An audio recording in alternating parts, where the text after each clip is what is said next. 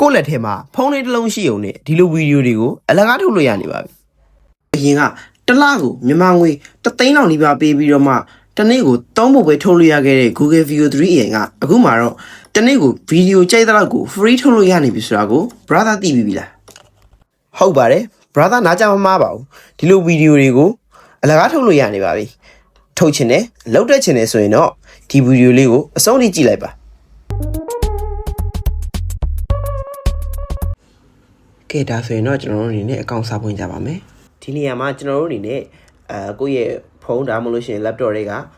Chrome browser တွေဝင်ပြီးတော့ Gemini Enterprise လို့ရိုက်ရှာလိုက်ပါဒီမှာအပေါ်ဆုံးပေါ်လာ Gemini Enterprise လေးတွေကိုဝင်လိုက်မယ်ဝင်ပြီးလို့ရှိရင်ကျွန်တော်အပေါ်ဆုံးကနေကြာလာတဲ့ Google Cloud ဒီ Gemini Enterprise ဆိုတဲ့ website လေးတွေကိုဝင်လိုက်မယ်ပေါ့နော်ကဲကျွန်တော်ဝင်ပြီးဆိုလို့ရှိရင်ဒီမှာ start 30 day trial ကိုကျွန်တော်တန်းပြီးတော့နှိပ်လိုက်မယ်ကျွန်တော်နှိပ်ပြီးရတဲ့ဒီလိုကိုယ့်ရဲ့ Gmail ကိုအသုံးပြုခြင်းတဲ့ Gmail လေးကိုကျွန်တော်တို့ရိုက်ထည့်လိုက်မယ်ကျွန်တော်ကတော့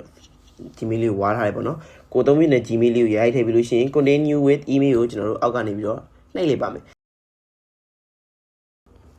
ဒါဆိုလို့ရှိရင်ကိုကဒီ email နဲ့ 30 day trial ကိုသုံးကျင်လားဆိုပြီးတော့ကျွန်တော်မေးပါတယ်မေးလို့ရှိရင်အောက်က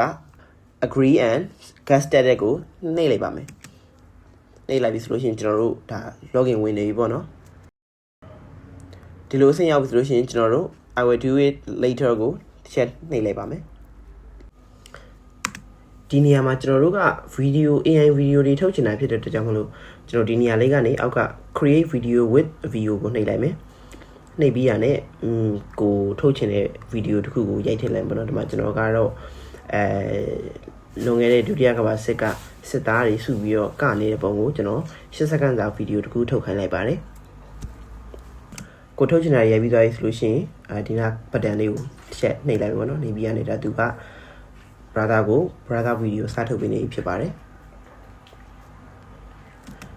ကဲဒါဆိုလို့ရှိရင်သူ video ထုတ်နေတာပြီးတော့မယ်ပေါ့နော်ပြီးတော့မယ်ဆိုလို့ရှိရင်ကျွန်တော်တို့ video လေးကဘယ်လိုတစ်ချက်ဖြစ်မလဲဆိုတော့တစ်ချက်ကြည့်လိုက်ကြအောင်ပါ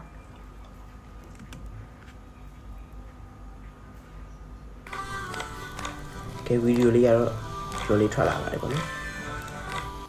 နောက်နေ့မှာတော့ video တစ်ပုဒ်ကိုစနစ်တကျဘယ်လိုထုတ်ရမလဲ